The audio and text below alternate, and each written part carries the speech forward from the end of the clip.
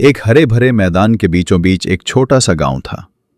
वहां मिट्टी के कच्चे मकान, छोटे खेत और बैलगाड़ियां थीं। लोग अपनी दिन भर की मेहनत से जीते और शाम को थके हारे अपने घरों को लौटते। इसी गांव में एक बुढ़िया अपने पोते अली के साथ रहती थी। बुढ़िया का घर एक छोटा सा झोंपड़ा था जिसकी दीवारें कच्ची और छत पर पुराने खजूर के पत्तों की छाल बिछाई हुई थी। लेकिन उस कच्चे मकान में सुकून, मोहब्बत और नेकी की रोशनी हमेशा जगमगाती थी। अली 10 बरस का लड़का था, मगर उसके दिल में मासूमियत और आंखों में सवालों की चमक थी। दादी अक्सर उसे नसीहत करती, बेटा, दौलत से जिंदगी नहीं बनती। असल दौलत दिल की सफाई और दूसरों की मदद है।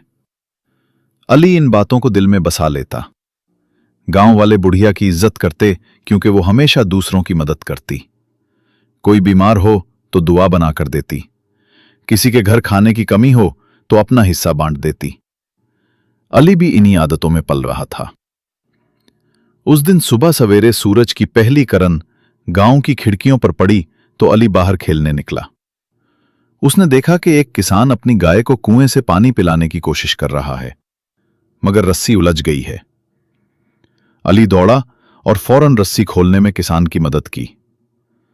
किसान ने दुआ दी, बेटे, अल्लाह तुम्हें खुश रखे, नेकी कभी राईगा नहीं जाती। इसी शाम अली जंगल के किनारे गया। वहां एक छोटा परिंदा जख्मी पड़ा था। अली ने उसे आहिस्तगी से उठाया, घर ले आया। दादी ने परिंदे को पानी पिलाया और पत्ते का लेप जख्म पर रखा। फिर अली से कहा, बेटा, छोटी नेकी भी अल्लाह के यहां बड़ी है। यह परिंदा भी तेरे लिए दुआ करेगा। अली ने सर झुकाकर कहा, दादी, मैं हमेशा दूसरों की मदद करूंगा। गांव की शाम गहरी हुई, चराग जलाए गए। बुढ़िया ने अली को कहानी सुनाई और कहा, बेटा, इस दुनिया में सब कुछ खत्म हो जाता है, मगर नेकी का असर कभी खत्म नहीं होता। ने आंखें बंद की और दादी के पास ही सो गया। इसी गांव में एक दौलतमंद ताजिर रहता था। नाम था कमालुद्दीन। वो गांव का सबसे अमीर आदमी था, मगर दिल का सबसे गरीब।